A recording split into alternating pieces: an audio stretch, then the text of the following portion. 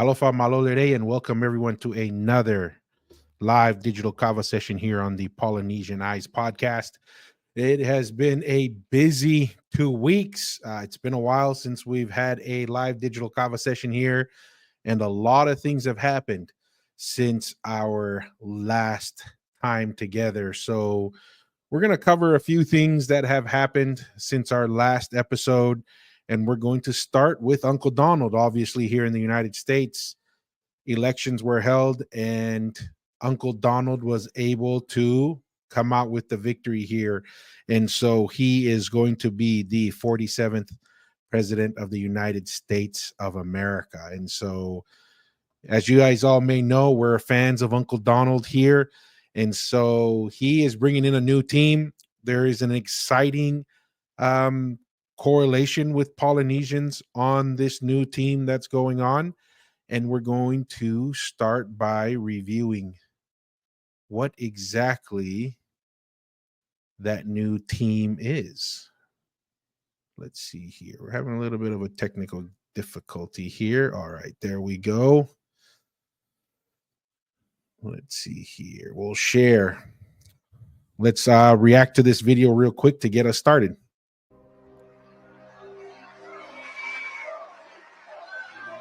Tulsi Gabbard. Aloha.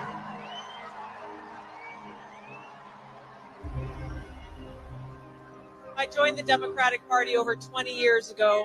I was 21 years old in Hawaii, and at that time, it welcomed people from all different backgrounds, different views, celebrated free speech, and actually defended those whose speech was being attacked, even if they disagreed with their views.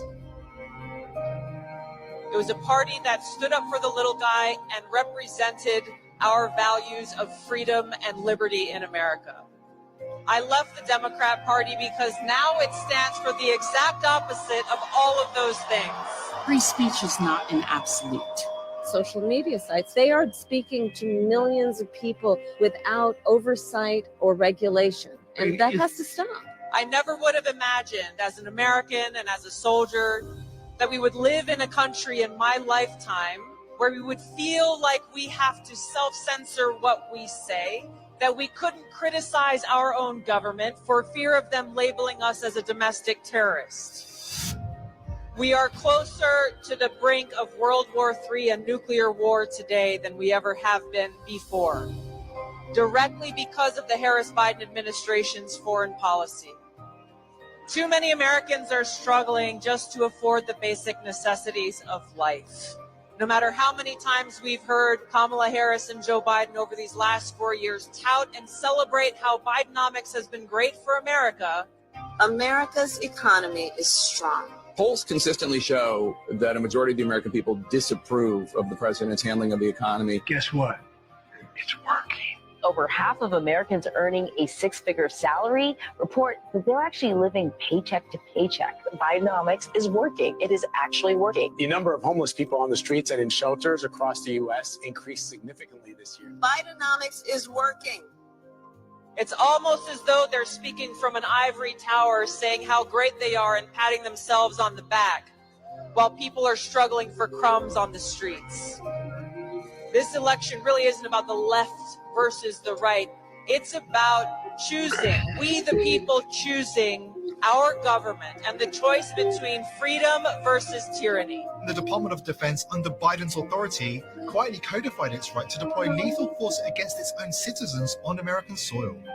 I'm proud to endorse Donald Trump in this election because he is our best hope.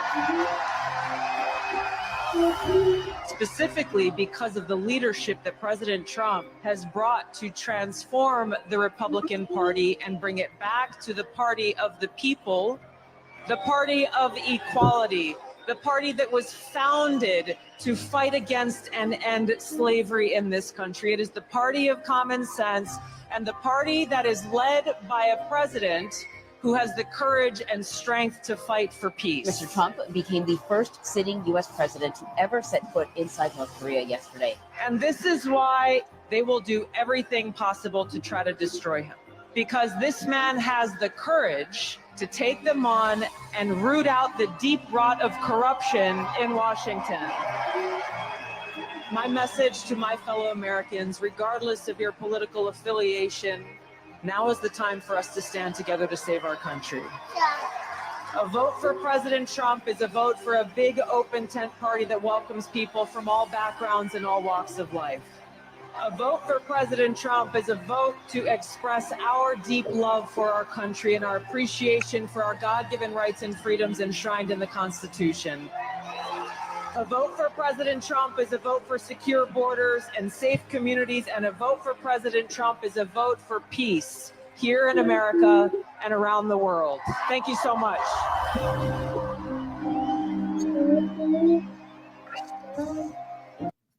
So obviously, I mean, it's the video was a little bit longer than I anticipated here, but what makes this interesting and related to the podcast is specifically that Tulsi Gabbard is she's a Polynesian woman, and she has just not only this whole support with Donald Trump and with this wave and changing and having an impact on the election itself, but also being as the video here shows, she's been selected as the nominee for Director of National Intelligence. That's a big deal. I mean, I think if she were to get this nomination, she would be a Polynesian that has reached the highest levels of political influence in the United States so far.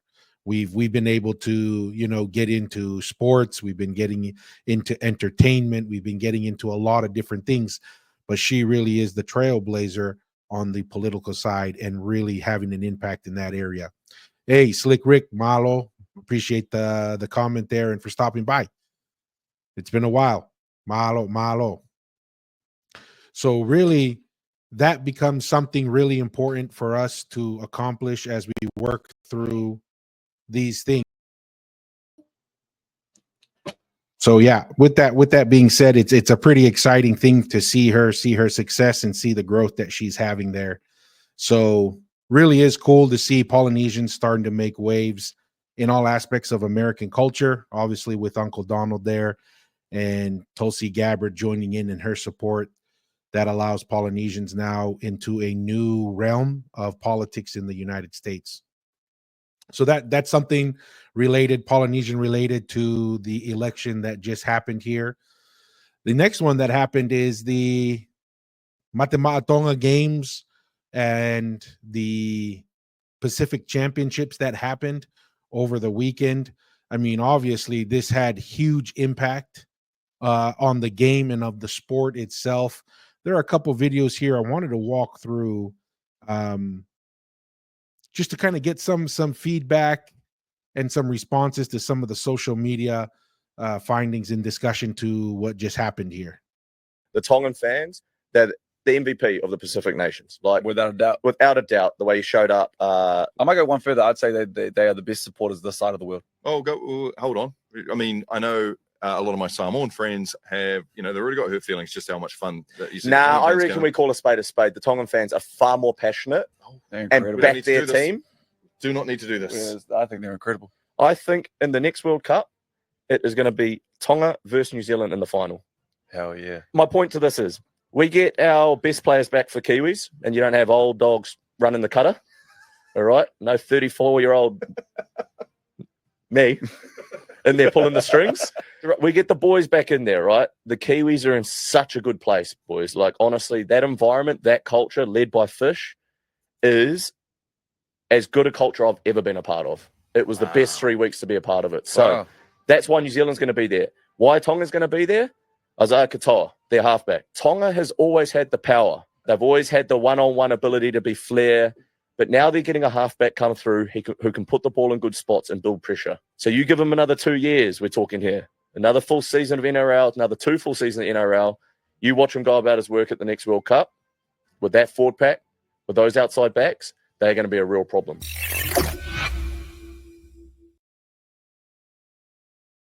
I mean, very, very interesting.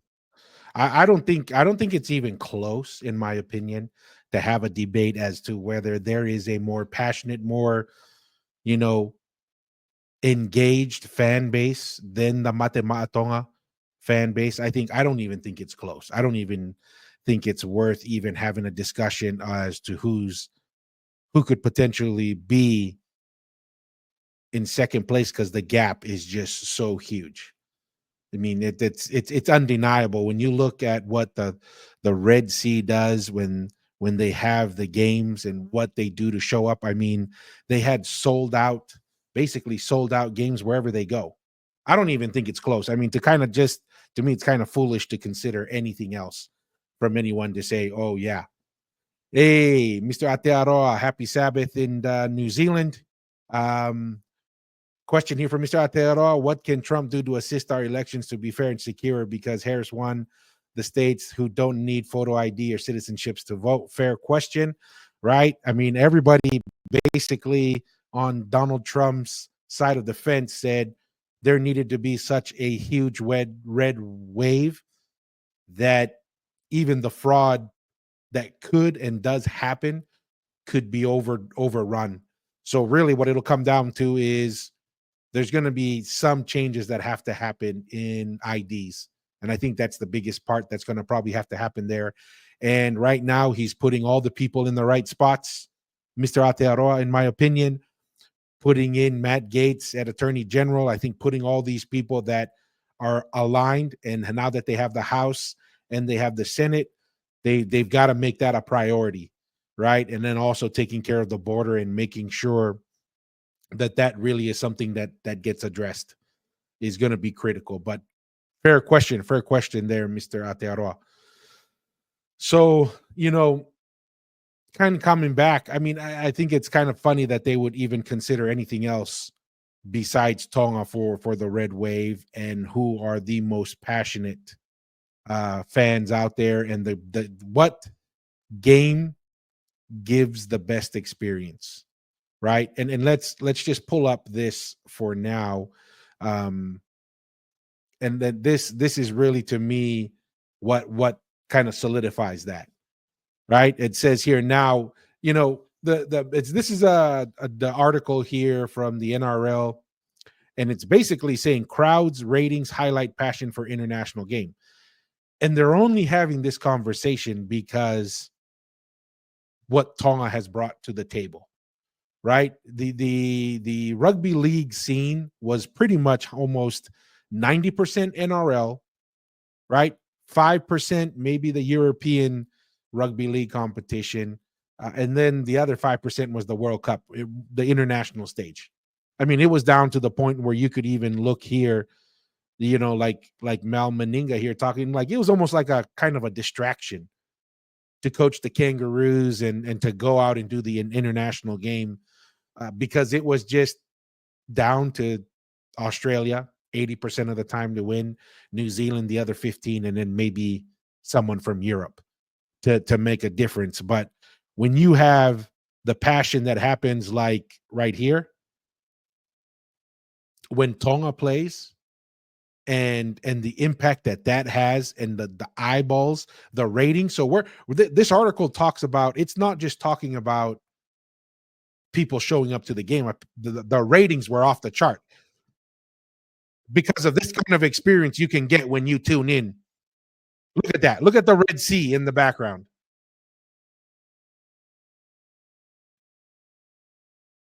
This is what really is changing the conversation on the international level for rugby league. They're saying here the passion is huge. The Pacific Championships had 34,000 at Suncorp, at sellout at Christchurch, nearly a sellout in Auckland, and a sellout in Sydney. So we really don't need to see any more evidence of that. And when we're speaking about sellout, it's Tonga is directly the driver behind that. I mean, it is phenomenal what was been able to accomplish through the rugby league. With the Pacific Championship. So right here, some of the statistics. The 2024 Pacific Championships delivering record-breaking attendance and viewership with a total audience of 6.2 million across all tournaments, marking a significant 40% year-over-year increase. The Pacific Cup final between Australia and Tonga drawing 1 million viewers, a 79%. 79% increase on the 2023 decider between the Kangaroos and the Kiwis. I mean, that is the red wave in full effect right there. That is the excitement that Tonga is generating at that level. And the fact that also the younger players are also following through that wave, it's impacting the Toa Samoa are getting younger players in their prime going there, also to Fiji. So this is a multiplying effect across the board. Hey, Teke Tonga, Malo, welcome to the Digital Live Kava session here. Feel free, anyone that's watching in on Facebook, YouTube, X, Patreon, feel free to make a comment. We can respond and address any questions that come around. But welcome everyone. Dropping down here, the Kangaroos versus Kiwis test in Christchurch, attracting 545,000 viewers on FTA and nearly 1 million views across all platforms, surpassing last year's corresponding match by 22%. So we're even seeing an increase there and exceeding both Bledisloe Cup fixtures earlier this year. So, I mean, rugby union's getting shellackings, man. I mean, the excitement and the energy on the international level for rugby league that is driven by the Pacific and Polynesian nations, it's just really crazy. The 28,728 crowd for the final at Combank Stadium being the biggest for a test in Sydney since 2008. Right? More than 4,000 Kangaroo jerseys being sold during the Pacific Nation. So it's, I mean, average viewership for men's Pacific Bowl matches rising by, so across the board, the impact that the Polynesian and Pacific nations are having on international rugby league, undeniable. And the biggest part behind that is obviously the impact that Tonga has had. And it really just, in many ways, it comes down to what Jason Taumalolo and Andrew Fifita brought to the table when they started this, right? I mean, it really was that those initial and critical decisions made by Jason Taumalolo and by Andrew Fifita that really started this. You remove those two critical decisions, and we don't have this massive impact on rugby league that now everyone is benefiting from, right? And so let's pull up another quick video here. There's one that I was trying to save here to really kind of have a conversation and talk about. Let's see here if I can pull it up real quick. So this is some of the predictions, obviously, before the game. And we'll just kind of listen to the commentary. Obviously, we know Australia won, but listen to how different the conversation is from any other time in history of when the Kangaroos would have played Tonga, right? And the conversations that are happening on that game. Really like what Tonga have done over the past couple of seasons. And look, let me know if there's no sound coming through, but I leaning towards a tight Australian victory. I think what Tonga have in their favor is that this is a team that have been together for such a long time now. Like they've got young Izzy Katoa steering them around. Like they've got a great forward pack. We know that's their strength, and they know how to play to their strength. They've got a great coach in Christian Wolf, who knows the group extremely well. They've got so much passion and pride. I'm expecting there to be thousands upon thousands of Tongan fans at Suncorp Stadium. Like playing in front of those Tongan fans was my favorite ever international memory, the best crowd that I've ever played at. Listen to that. This is a guy who's been to Rugby League World Cup final, played against the Kangaroos, played against the Kiwis at the highest level, and he says it's not even close. He says his number one international atmosphere is playing against Tonga.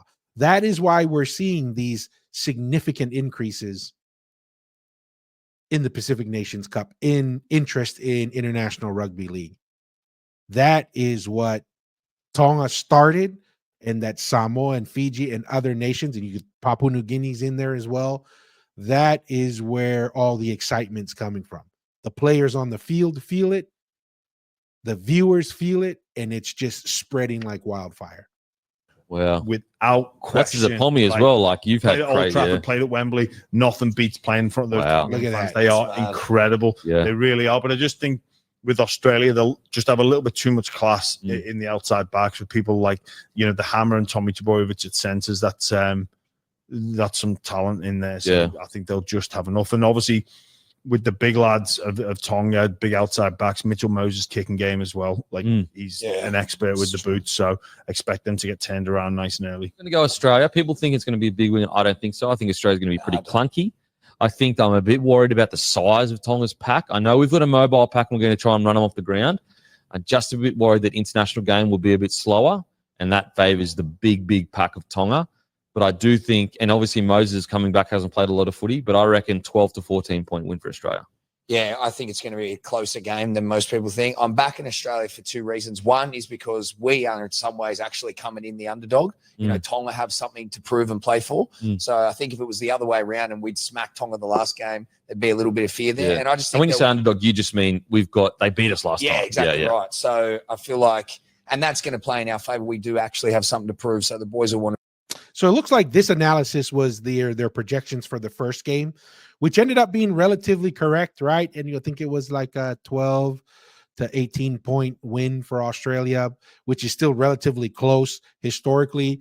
But when it came back to the final in the Pacific Championship, it was single possession difference, right? 6 points, and it came down to the last second.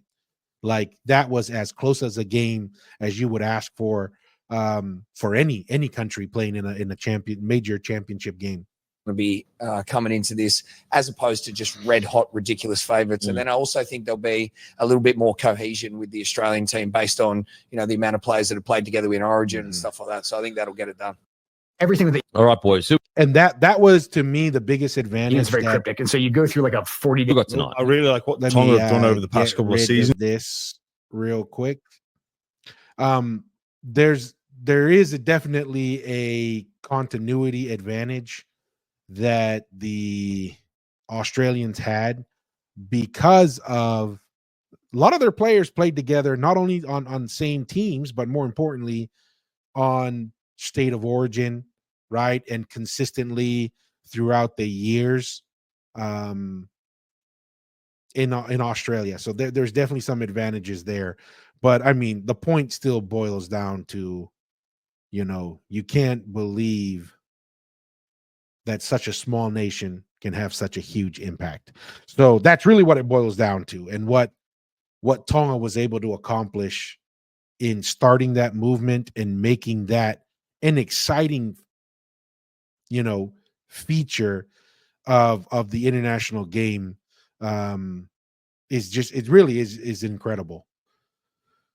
So I'm gonna come back here and let's see there's another video here that I wanted to it looks like an Australian fan kind of brought to the table interesting take on what he felt the impact of the Tongan fans had on the game, and from his perspective, let's go through here and just kind of listen to this. I don't know if we'll do the whole 4 minutes because 4 minutes is a long time, but let's at least listen to the first parts of it. Color in a red flannel. My actual second post today, which I usually don't do so many in a row, but I really wanted to touch base on something that's been eating at me for a little while.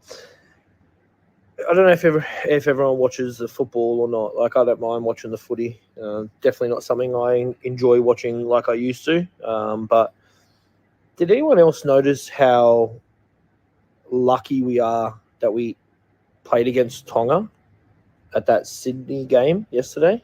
Did you see that the crowd, 28,000 people, I would say 26,000 people were Tongan fans.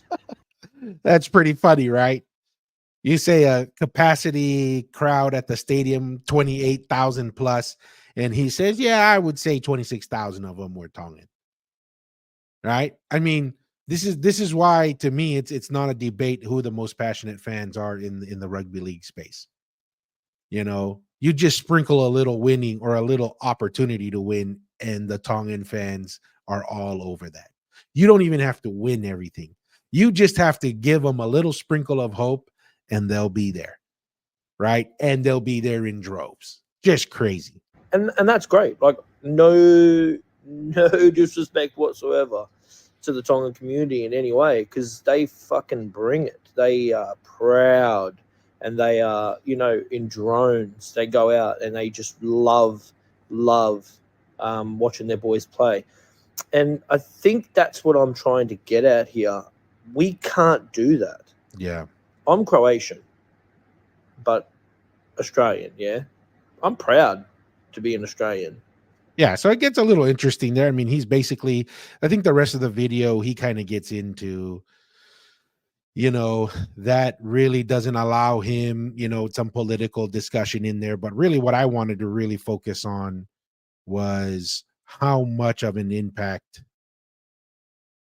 the crowd just had on the viewers and what that allowed them to experience at a whole different level, right? And I want to kind of go back and revisit some of the storylines that led up to that, because this didn't just happen in a vacuum. It happened because people made decisions, people made choices. And I want to visit that. I want to see and kind of revisit, how did we get here? Right? And so let's start with a couple interviews here, and let's start with this one.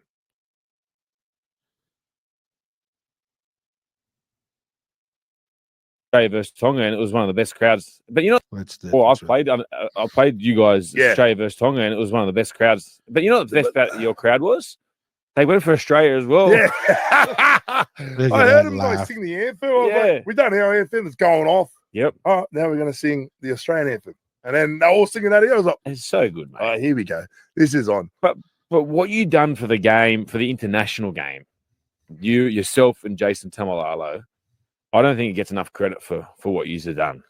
Like, it's not just Tonga, it's the other ones. It's Fiji. It's it's the likes of Samoa, that players are now want to play for them instead of Australia or New Zealand. That was the biggest thing for us, Woodsy, after that. Like, the buzz was still there. The want to verse Australia was still there. Yep. What we did with the fundings that we won, legitimately, we come third in the World Cup. So, we took half the money and put it up for our future for the next World Cup. We had, it was crazy. The rest of you got that. But it come down, it was just one of those things. Them all hearing, like, the next year, the kids were deflecting to play New Zealand schoolboys to play for. So good.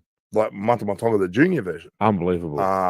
It was massive, but to top it all off, like, so don't get me wrong, they're my arch enemies with Samoa, Tonga, and that. Like, that's a Pacific Battle's biggest state of origin. Yep. But to see them go so far, because it was like once a Pacific nation's out, they jump on the next bandwagon. Crazy, eh? And that's what it is in the islands. We jump on the next one.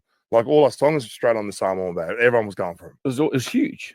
So I don't like being in England. They would have had a much better time if it was over here again. Yeah. But like our crowds were awesome. I remember when we beat New Zealand, like, they just jerseys off, red jersey on. It was ridiculous, wasn't it? You didn't just beat them, you thumped them. Yeah, and just our comeback for it too. Right throughout the match. That is just really, really cool to see, right? Let me see here. The next part here. Let's revisit this one as well. I'm happy for you. But that's for me. It was like one of those things. Like, why does it have to be just the big three? Right. You know what I mean? Like, you got Australia, England, New Zealand. Yeah. The rest of yous come take part. Boring. In the World Cup, go do your business. Yep. Like, for us, it was so much more. Can I say something? Look what you've done now. Look at the likes of Jerome Luai, Stephen Crichton. They wouldn't be doing that if you guys. I'm telling you, I said the last World Cup when Samoa made it.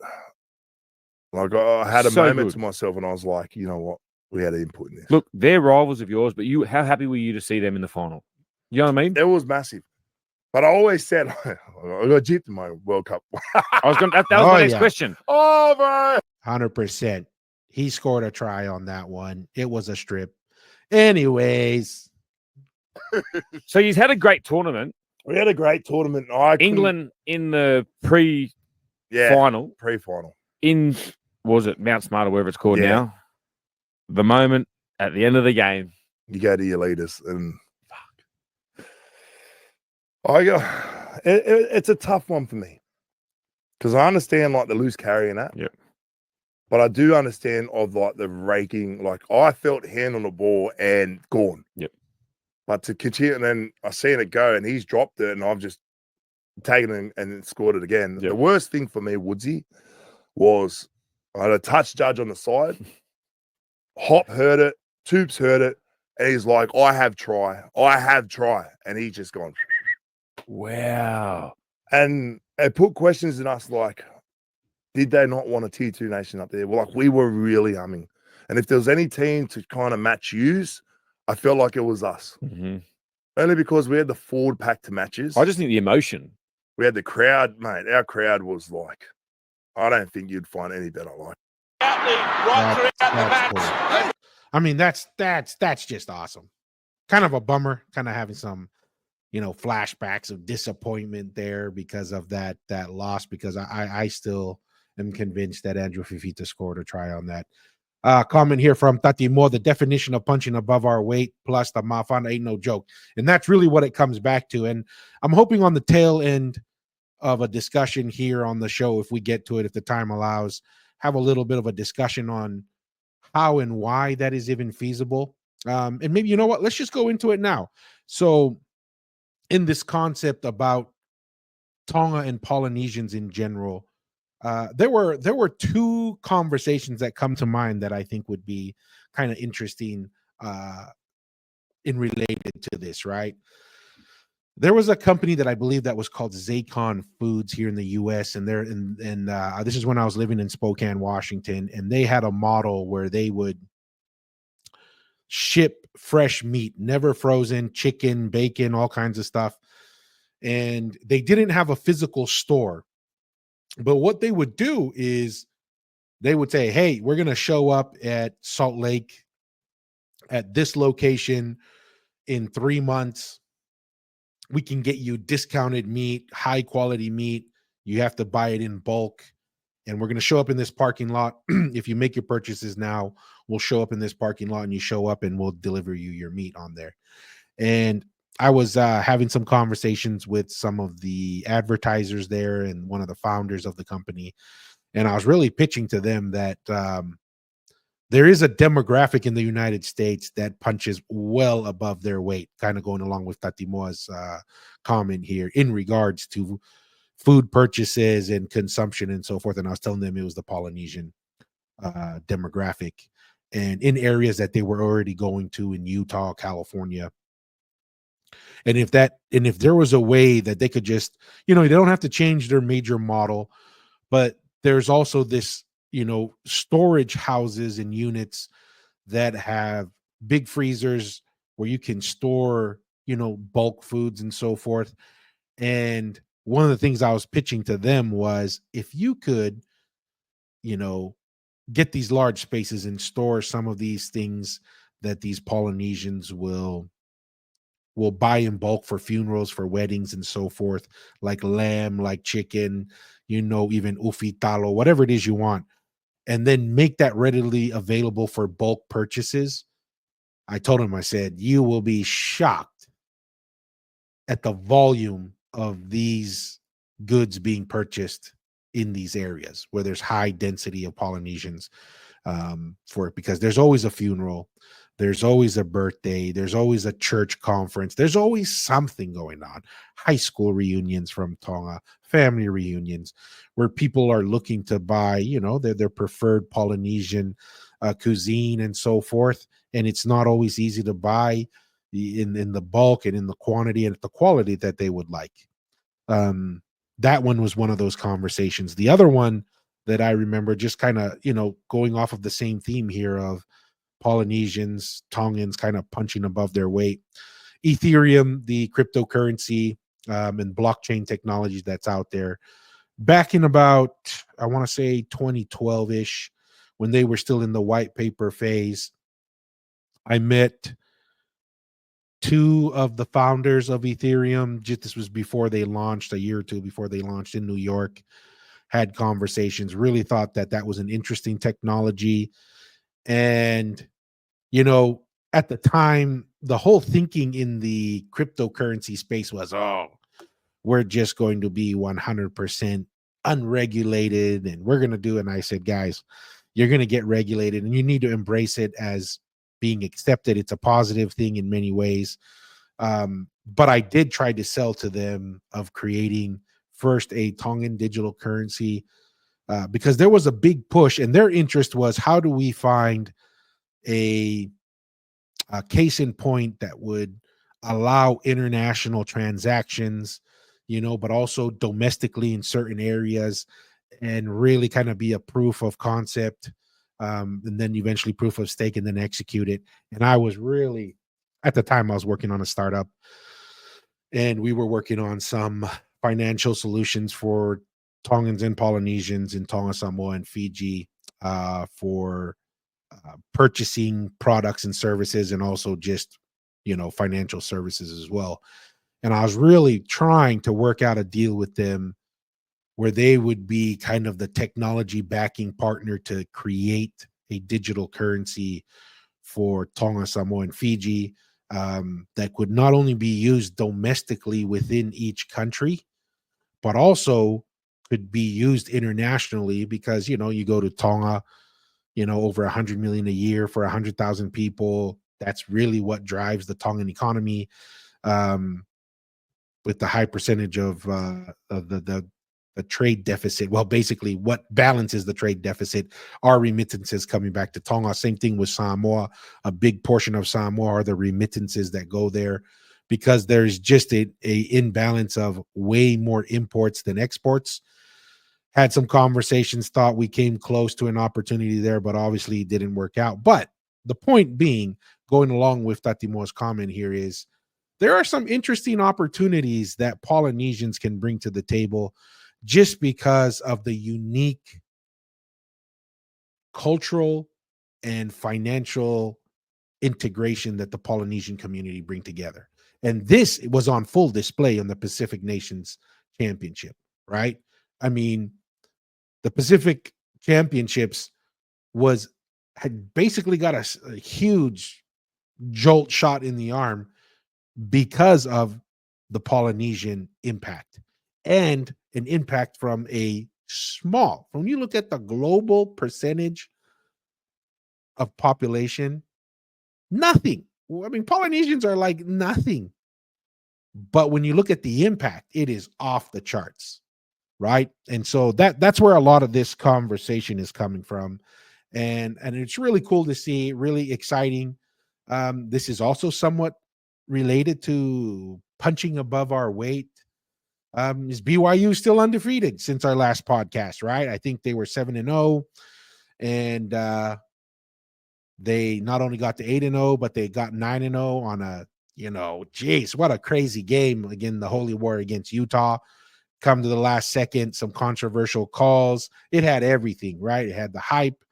It had, you know, the comeback. It had the controversial call, and then the last minute heroics to win the game. Really exciting to see BYU doing what they're doing. And there's a Polynesian coach. And traditionally, BYU has always had a, you know, pipeline of Polynesian players. Same thing with Utah. So really, that's another area where well ahead of punching above our weight. But really exciting times for BYU football to continue. They're still in the hunt for not only the Big 12 championship, but also the national championship runnings. And that's pretty exciting to have a head coach who's Polynesian, not only win a major Power 5 conference championship, but also have a decent shot at the national championship at the collegiate level. That's pretty exciting. That's pretty cool stuff for me. And to see that a major impact on the culture on both teams, Utah and BYU, heavily Polynesian influence there. You know, you go to the BYU games, there's fire knife dancers, there's Polynesian entertainment. You look on the field, Polynesian players on the field. You look on the sideline, multiple Polynesian coaches there. it's just really awesome. Same thing, you see that at the University of Utah. See Polynesian coaches on the sideline there. Obviously, they've done a great job the last, I don't know, 20 years, 12 years, ever since they went into the Pac-12 in recruiting, winning championships, sending Polynesian players to the NFL. So a lot of really exciting things there. So that's kind of like the rundown of some of the major events that's happened since our live digital kava session. We're going to get into, if you want to call it more controversial, maybe, right? We're going to get into some interesting comments here. So let me start with a quick video here real quick. I don't know if you guys are aware, but there's been a lot of chitter chatter online, going back and forth, social media. Apparently there was a Tongan young lady who got a Malu tattoo. So I guess it's basically a Polynesian type of tattoo for women, but we're Samoan for the Malu. I guess it's Samoan based. And apparently there's a lot of controversy behind it, which is fair. I mean, it's not bad to have these discussions. We'll do this one video just real quick. It's a Steven Setu response to it, but we're not going to watch the whole video. I just wanted actually we'll just show the shot of it first. Let's bring it on stage here. So this is what was posted online. Was this video right here, real quick. So obviously, I mean, if you're familiar with the Samoan Malu, it's kind of like dotted lines. It's kind of a cool little design. Can be on the hands, on the legs, and this woman here got it, but with, obviously you can see the kupesi on there and Tongan kind of designs with it, and it led to a lot of controversy. One of the videos that, maybe if I can find it here real quick, was a response by so here's one. Let's there's this video. I don't know if we want to watch that one just yet, but let me see if I can find, there's right here. Let's watch.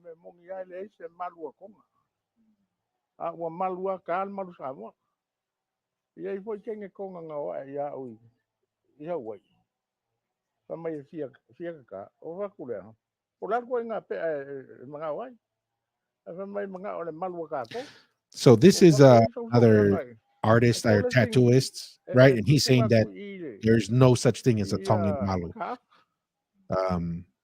Yeah, that it's all Samoan. So he's condemning the misuse of Samoa's sacred Malu by other tattooists after a Tongan singer claimed to receive a Tongan Malu. Sua warns against selling the sacred art and vows to protect Samoa's cultural heritage.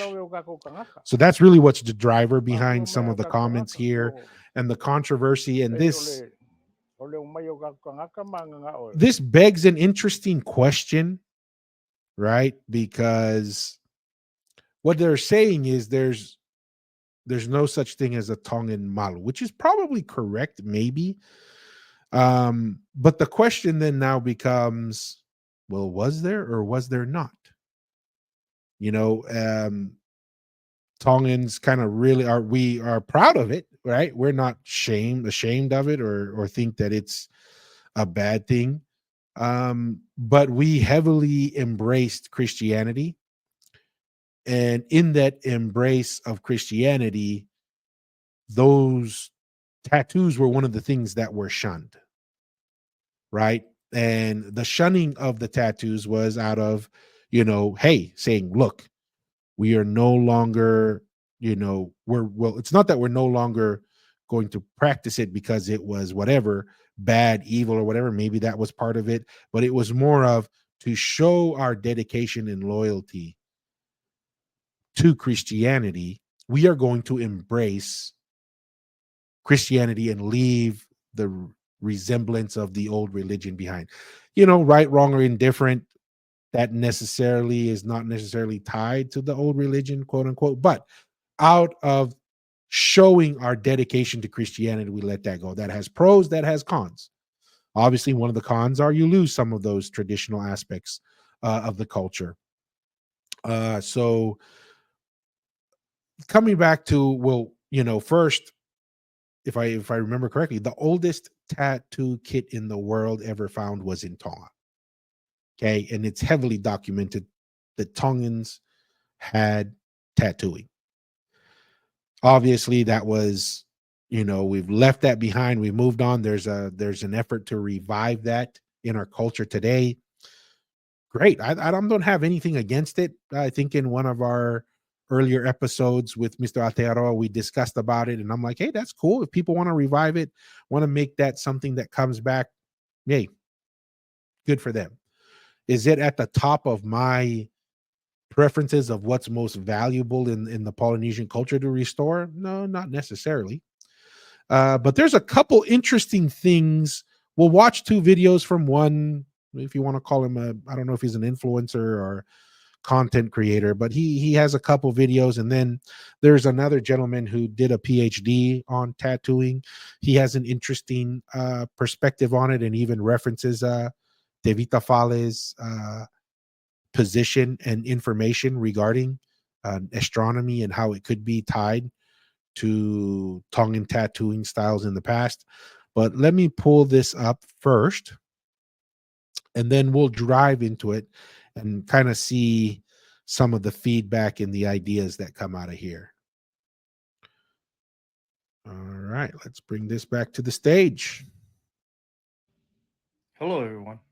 Okay, I wanted to clarify my previous video because based on the comments and stuff, I can see a lot of people are misunderstanding my post. I've never stated that Tongans have Malu. I've stated that Tongans have something similar to the Malu. I've also stated that Tongans never had Be'a, but Tongans have something similar to the Be'a. Okay, so those are two different things. You have to kind of see it from that perspective. Okay, we do have a name for the Be'a right now, which is called a Tawaka. But if you go to old Tongan history, and when the explorers came in oral tradition, if you go ask the Tongans and stuff, what was the Tawaka before or back in the, let's say, 17th, 18th, 19th century? It was never called a Tawaka. The Tawaka was a term given by Su'asuluape when he performed the tatau on our Tongan men. And he was teaching the Tongan tufungas how to perform the whole tatau ceremony and stuff. Okay? What we do have in Tongan records is the description of, let's say, the Malu-like pattern and also the Be'a-like pattern. And that's what we have. There's nowhere you can find in Tongan history that stated the Be'a for the Tongans is called the Tawaka. You can't find it. It was given by the Samoan Tufungas. So that's the clarification on that. Okay. I wanted to touch on something else too. Okay, so I think this will be a cool example. Talofa is short for Si'o Talofat. So Talofa is how you say hello in Samoa. Maloelele is how you say hello in Tonga. If you look in Tongan history on William Mariner's book, he never stated that the word maloelele was used for greeting. You know, he stated that Tongans, or at least the chiefs, referred to him with a phrase, Si'o to'ofa, or Si'o to'ofa. And you can see that Si'o to'ofa and Si'o ta'alofa sound similar. Okay? They're not the same exact thing, but they sound similar. That's what I was doing with the whole tatau thing. We have something similar to the Be'a and the Malu. We just don't have the name. We only have the description. So he brings up a couple interesting things, right? I mean, obviously, this is pretty documented history. There are drawings showing Tongans with a type tattoos, and apparently same thing with the women. having a Malu similar type of the tattoo structure and setup there. And so the question that arises is, so what does that mean? What is the relationship of Tonga and Samoa as they are through history, right? And I think something that is really important for us to recognize, and the first time I heard this was from this idea years ago, that I'm going to express here, is from Tevita Fare, right? So now Tonga and Samoa are different countries, right? So yeah, we got a comment here real quick. Yeah, I mean, if you want to call it a mistake, right? That's the closest thing you're gonna refer to. As we speak to each other, we try to use terms. So Tati Moa says, so her mistake was using the Malu name. Yeah, I think if you want to call it a mistake, yeah.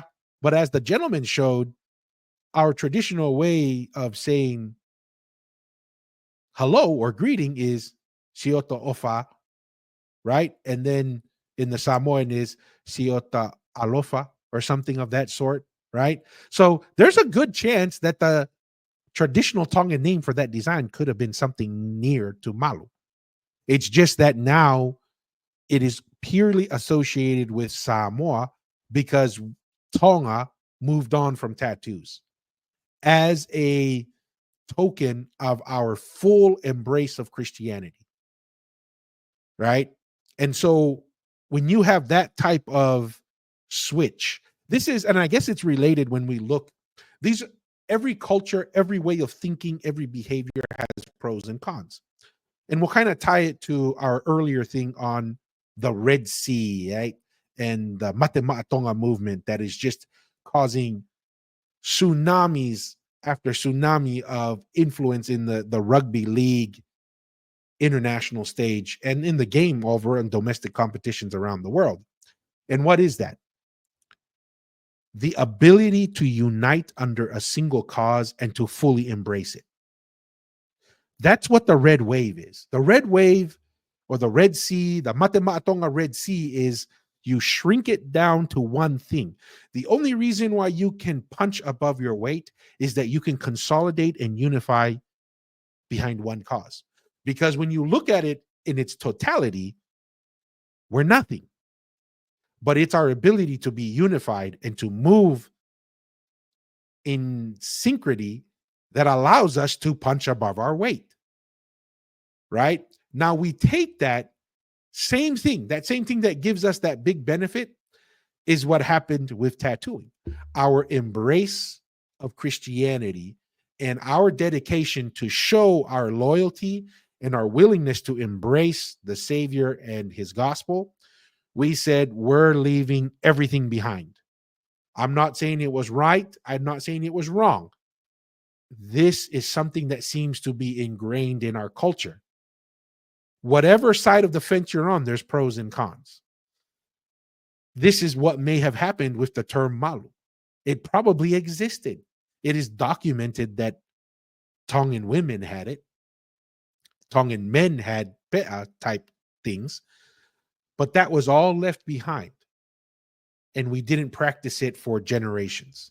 So can we say, oh, was that her mistake to use the term? Well, maybe in theory, if you live in a environment that we live in and your perspective is that's cultural appropriation, if you want to use that term, because Malu is Samoan and that's where we only saw it. Well, yeah, in the last 50, 60 years, yeah, that's probably a correct. But if you want to expand your view, you want to elevate your perception, or you want to dig in deeper into the details, the similar designs found in Tonga were probably called Malu too at some point. But people want to, we want to jump to conclusions. We want to, draw lines and divide. Okay, that has pros and cons as well. For me, I prefer not doing that. I think being more unified, being more aligned brings way more benefits than negatives. And so that, in theory, was the mistake there, Tatimor. Hopefully that answers the question. So in speaking with Devita Fale, the founder of the Polynesian Eyes Foundation, and all the history that he was able to uncover, I asked the question, what's the difference between Tonga and Samoa? And Devita Fale says there is no difference. That's like saying Texas versus California. Yeah, they're different states, but they were the same country. There was no, this is where we come back to the idea, and I know a lot of people didn't like it online when we say these phrases. The idea of Samoa as an independent nation never existed until colonization. The idea of Fiji as an independent nation didn't exist until colonization. That is also true of all of Polynesia, because from our perspective, all of Polynesia was one country. That's our perspective. Right, wrong, indifferent, whatever anyone else thinks, you can feel free to think what you think. We were not there. We're here. Right? But we're trying to look back and look at the evidence and some of the hints. I take the perspective that Polynesia was at some point a unified nation that had shared a capital, that shared a similar government, a similar religious practice and belief. We also shared a similar economic system. We also shared very similar language, the same language. That's the reason why I believe those things. Now, with the injection of colonization, portions of the Polynesian nation start being broken off, right? Samoa, you break off the Cook Islands, Wallis and Futuna, right? All these things are broken up, and the European perspective is some of those were between different nations. So they started to say, okay, our portion of the Polynesian nation is going to be called X. Your portion will be called Y. And so lines started to be drawn, right, wrong, or indifferent. I'm just saying that's what happened. As that happens over generation, yes, the perceptions of a gap of individuality, yes, it exists. But in reality, that is no different from one village just arguing with another village. We're all the same people. We have very similar language, very similar cultural backgrounds, and obviously a lot of history. So the truth is, Tonga and Samoa were one nation. There was no Tonga, there was no Samoa. It was whatever the Tu'i Tonga, if you wanted to come up with a name, Pureanga, whatever you want to call it, realm, empire, pick a word. The point is, it was a collective unit that shared political, scientific, social, religious, and cultural DNA.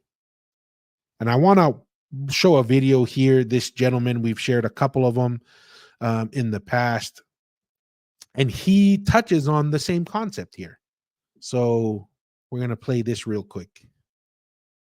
Clearly, there's a massive link between Tonga and Samoa. We were never separated. These flags, and as beautiful as they are, they actually act to divide us a lot more. Yeah. You're Tonga, we're Samoan. This is our flag, that's your flag. But the history is this. Yeah. The history is us this all the time. Intermarriage, culture-wise, navigation-wise, both together in Fiji, building boats for Tonga. It's crazy. That's what we have to be about. It's all one community. Watch the way you talk to your family. And that I think is an important concept, right? Is the reality is we were all one nation. We're all one people. And the reality is, yes, there was colonization and there were some lines drawn, a little bit of separation in the culture as we kind of were separated. We kind of developed unique aspects of each other and how we behave, how we perceive, how we language adapts and changes, cultural practices adapt and change. So those things change over time. So that's something that I thought was kind of interesting, that there's been so many generations of that separation. then now we start nitpicking on some of these things, where in reality, if we dig in a little bit deeper, we say there's only Malu in Ha'amoa, but we look at everything else and how intertwined Tuitonga was marrying multiple times, and not just the Tuitonga, but Tongan chiefs were marrying to Samoa and all the time. The Tuitonga was living in Ha'amoa for at least 5 generations at sometimes consecutively. There's obviously a lot of that. So there, I mean, it's kind of silly to start drawing lines and say, Malu was only Ha'amoa. It could be not, but I'm just saying, looking at the European observations and documentation from before Tonga kind of outlawed tattooing, and how our languages and how we interacted so closely, there's a real good chance it could have been. Not only did we practice it, that's kind of undeniable, but there's a real good chance with the similarities of the language, it could have been called Malu as well. So just some food for thought there. Hey, Clyde Moore, welcome. Appreciate you stopping by.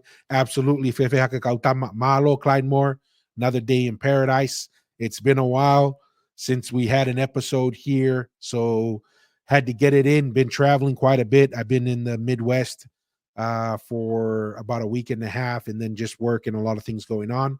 So great to be back online and to get in touch with the community here. So that's what we got on the Malu situation there. So there were some notes that I took on a comment that was shared on Facebook, but I was not able to really draw into it online to find the details. But what I did do was I took screenshots of it. Let me see here. A window, and the one I want to share is this one. So there's a gentleman by the name of Sunny Nathanielu. He's some type of a cultural consultant. Looks like he's done some research. Maybe he's an academic here. I know we give academics a hard time, but we also recognize they add some value, right? The right medicine, the right dosage of a poison becomes medicine. So we're gonna read through his comments here real quick, and just kind of walk through it. So, and it is related to the Polynesian Eyes podcast, because he is going to reference Tevita Fale's work here. So we'll start with the Tongan Malu. I'm not going to address who said what and respond to the various views on social media, because those sorts of conversations should not happen online, but should be personal, face-to-face, and away from the public gaze. And the topic of the Tongan Malu is quite complex. It deserves a huge essay talanoa in its own right. But for the sake of brevity and to give a simple response, I'm going to provoke the conversation by saying two things. Thing number one, when discussing culture, custom, and tradition, it is important to remember that the national boundaries we have today are relatively new. Samoa, Tonga, Cook Island, Niue, etc. are relatively new concepts and are new ways of framing and naming among us. Kind of like what we were kind of discussing earlier, right? These names for the islands are not ethnic, nor cultural, nor historical boundaries. They are national boundaries, predicated on a narrow colonial view of nations and nationalism. For example, the 15 islands of the Cook Islands is a national boundary that has no history and no cultural anchors. Once again, this is all because of colonization and divvying up the pie, right? In fact, the two northernmost islands, Puka Puka and Tongarewa, Reva, are Samoan linguistically and historically, then they are Rarotongan. But they are considered nationally to be Cook Island. These national boundaries are not the way we saw ourselves, but the way colonists wanted to break us up. And when we say want, I don't think they were out there to break us up. This is just pure territorial dispute, right? This is just the nature of war, of conquering, and so forth. Polynesians would have done it if anyone else did it. Whoever has power. I mean, here's a prime example. I'm pretty sure not everyone lined up to, swear their allegiance to Kamehameha. Kamehameha had to go and battle it out to force the Hawaiian Islands to be unified under him. Right? They didn't all line up and say, yeah, we want to be a unified Hawaiian nation. No, Kamehameha had to enforce that. And that was just the nature of the culture and the environment at that time. Colonists wanted to break us up for themselves. For thousands of years before these national boundaries were historically, culturally, ancestrally, genealogically one people, and names of islands were named after groups of families, not nations, 100%, or races of people. So historically, when a Tongan wanted to get a tatau, they would travel to Samoa to get it. They didn't go to get a Samoan tatau. They went to get a tatau because historically, culturally, ancestrally, genetically, it was theirs as well. It was ours. They went to their cousin's place to get a tatau. The Tongan tatau of today exists as a relatively new expression of Tonganness, but historically, Tongans would sail to Samoa to get a tatau. Historically, culturally, ancestrally, genealogically, it belonged to all of us in the Pacific. Okay? And I agree with this 100%. The best way to envision this is whatever island you grew up on, or even country you grew up in, it is one village to the next village, one town to the next town, one city to the next city. And everyone knows certain cities are known for doing certain things really well, right? Because it consolidates. There's a reason why there's Silicon Valley in California, and California has a certain aura in startups and Google, Facebook, all these massive things. They kind of come from there because it's coalesced into that culture, and that's what they're known for. You come to Texas, you're kind of known for thinking big. Everything's bigger, open space, small government, energy, cowboys, right? There's a certain within that, even though it's the same country, all Americans, but each village, same thing when growing up in Tonga, right? Each village was known for certain things. Certain villages were really good at a specific dance. Certain villages were really good at a specific crop. And it was, that doesn't mean that, haakame and their manioke and stuff, that's only haakame things. Like, no, there's certain things you wanted, you went to certain places. This is also true of the Polynesian nation. If you wanted a tattoo, could you have gotten a tattoo on Tongatapu? Probably. But if you wanted the high-end tattoo, that was a specialty that was in Samoa, it sounds like. So that's where everyone went. It wasn't, I'm going to the foreign nation of Samoa. No, think of it as going from your village to the village of Samoa to get your tattoo, because that was something that they provided. Thing number 2. So now consider this. 2 images of Malu taken from the internet, and I have highlighted in blue the 2 motifs to look at. And the other image is of a stone structure in Tonga called Ha'amonga a Maui. This I learned from, obviously, Te Vita Fale, an oral traditions historian from Tonga. On the crossbeam is etched these 2 images of celestial movements and constellations. We've kind of talked on this, walked through it. We go through Te Vita Fale's, Te Vita Fale's founder of the Polynesian Eyes Foundation. That's where we get the name from. That's where the logo comes from. It is Te Vita Fale's work. So here is a tattoo right here of the Malu. Okay.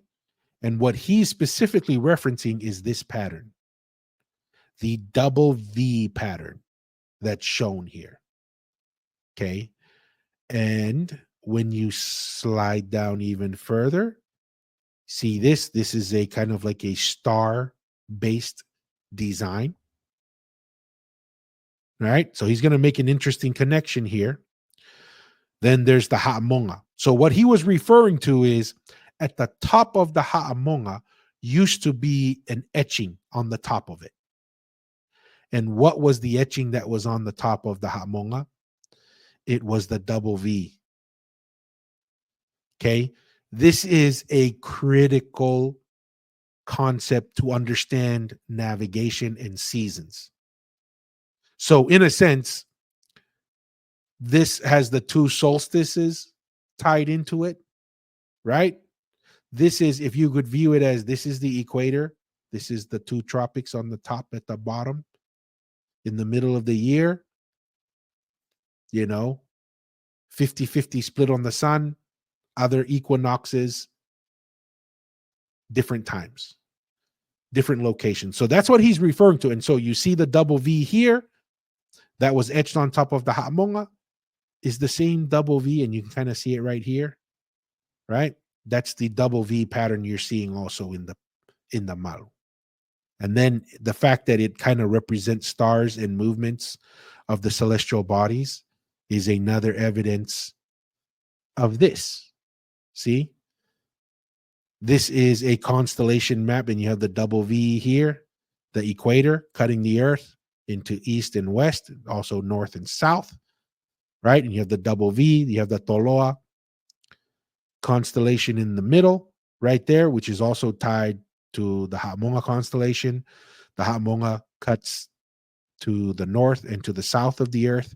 This is all intertwined knowledge. So if you want to zoom in and you want to focus on only the last 50 years, correct. Malu is Samoan because that's who has maintained it the most. You want to zoom out to the Polynesian nation history over thousands of years.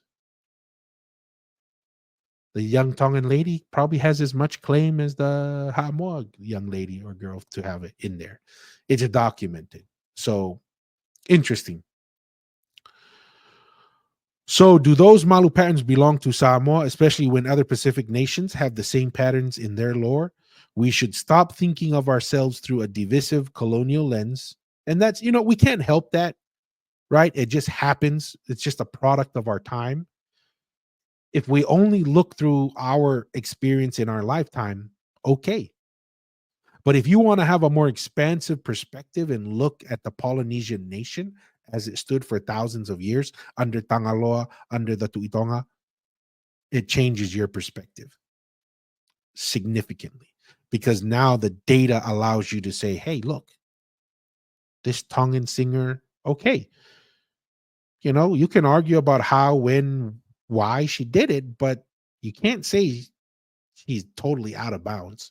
She's out of bounds if you only want to look through the last 50, 60, 70 years. You go beyond that, you're like, oh, maybe it's not that big of a deal after all. I don't know. Maybe it's because I'm, obviously I have Samoan blood and Fijian blood, but I grew up in Tonga. Maybe I'm a little more dismissive of it because of that. Who knows? Coming back here. Perhaps before calling anything ours, theirs, or mine, look back to its proper origins and not the recent or colonial past. We had a history long before the European exploration, and we should lean on that history. That's one of the goals of this podcast, is to really expand. We want to talk about current events. We want to talk about everything, right? But one of the overlying themes is to really understand that as Polynesians, there is something that we have as a group that is special, that is unique, that we should strive to keep and to maintain and to even reinforce. And we can see some of those benefits by watching how we behave independently, like the Red Sea, and look at how it impacts the international game of rugby league and the economics of Australia and New Zealand. Now imagine, as a Polynesian nation, what that could be and what impact that could have on the whole world as well. It's kind of cool to think about. One of the most profound findings in my PhD on the Tatau was the original Malu traditional star map using for navigating the Moana. And it was something all the people of the Pacific used, not just Samoans. But that's another discussion for another time. So I've never heard that before. That's interesting. When you make the connections of the design, right, to the heavens, to the Ha'amonga, and to the celestial movements of the bodies and how it was etched as discovered and as taught by Tevita Fale. This is obviously from his Polynesian astronomy book, that it also is directly related to the movement of the celestial bodies, the stars. And that's what he's kind of inferring there. Very interesting, very powerful possibilities there. Thought that was very something that would be worthwhile to discuss, bring up here on the podcast. And with that being said, I think we're going to call that an episode, everyone. We have gotten multiple messages, right? People have been asking for looks like here Tatimo Tonga and Tokelau flipped in that picture. Yes. So that's an interesting question, Tatimo, and this is very important. Okay, we'll get into it. I'm glad you asked that question. It's not always brought up, but I'm glad you saw that, Tatimo, and it is by design. So Tevita Fale has expressed that the cardinal primary, so the Western perspective is north is always up, right? Which is in theory true when we look at the cosmic view of things. But in Polynesian perspective, south was up, meaning south was the primary direction.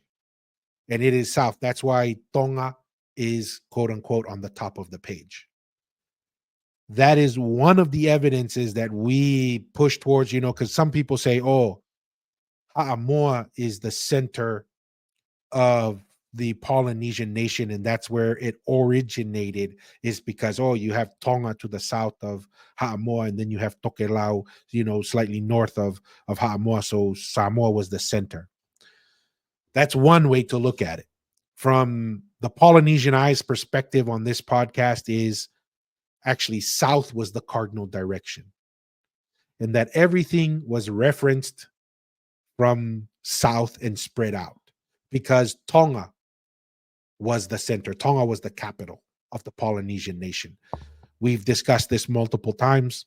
That was one of the potential topics we were going to run into, was a breakdown on the Tu'imanua idea, which I think is, for all intents and purposes, the Tu'imanua seems to be a sibling of the Tu'itonga. All archaeological evidence shows that it's much younger than the Tu'itonga. But that's where a lot of people point to say that Samoa was the origin of the Polynesian civilization. But to answer your question there, that's why it's flipped. So from the Polynesian navigation, Tonga is the primary direction, and that's why it's flipped. Everything else is in reference to Tonga. Tonga Tapu, was the southernmost sacred point within the Polynesian nation, right? So, you could say the Polynesian Triangle goes to New Zealand. New Zealand is a young settlement in the Polynesian Eyes. So that's the primary reason why Tatimoa, that Tonga and Tokelau are flipped. It's because of that. Whether that was done for political reasons or whether that was done, towards the end, this is something that's very challenging. Some people don't understand that. That's one of the many things that Tevita Fale has brought back to the table in regards to celestial movements of the stars and also the proper way to perceive navigation through the Polynesian lens. So you'll find this same double V. This it's actually really, this is not just on the Malu. This double V is found in the Taumafakava, in the Furitaunga, and Furitaunga literally means the reflecting of the celestial bodies on the ground. And the Furitaunga was the name of the kava ceremony for the Tu'itonga. When Laufiri Tonga installed a kava ceremony for the Tupou family, Tupou the First, he gave Tupou the First the Taumafakava ceremony. And that is also a representation of the heavenly bodies. So the Taumafakava also is tied to this design, the Maui Kava Bowl is tied to this design. There's a reason why the Maui Kava Bowl only has 4 legs, and it's tied to these 4 portions here. And you can see the design. Also, the Karia was based off of this design. I mean, our culture was heavily embedded with this knowledge. And when we look at the Malu, this is one of the ways in which our cousins in Samoa preserve that knowledge. They don't understand it and don't see it, but that's what this is. So a couple more comments here.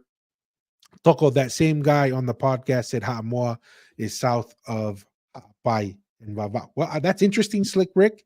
I don't know exactly what that means to him, and to mean Samoa is south of Ha'apai.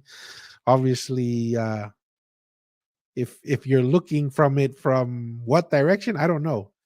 So, and claim that there was no Tonga. Well, Tonga Tapu has always existed, and there's a reason why Tangaloa and the Tu'i Tonga resided on Tonga Tapu from our perspective, Slick Rick. So interesting. Everyone has different ideas. Everyone has different concepts. Just thought it was something interesting to bring up here for us to discuss.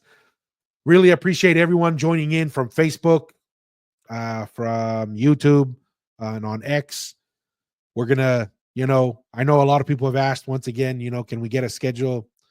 This is why we don't commit to a schedule just yet on our lives. We do take all of our lives and convert it into our podcast on YouTube, and we do upload it onto Spotify, Amazon Music, iHeartRadio, and Apple Podcasts. So those are areas that you can access the podcasts in there. We do have an interview that we need to edit. I've been meaning to edit with Ikan Samani. Need to get to. We also have an interview today that will be recorded, and then we'll send that out. But really appreciate it. Glad to be back. Glad to be able to connect with the community here. Super excited to continue our journey. A lot of exciting things as a people. Polynesians bring a lot to the table. We're excited to highlight that. We're excited to discuss the history and to bring those conversations to the front. With that being said, as always, we encourage everyone, stay curious, be bold, and don't be afraid to ask the important questions. And until next time, peace.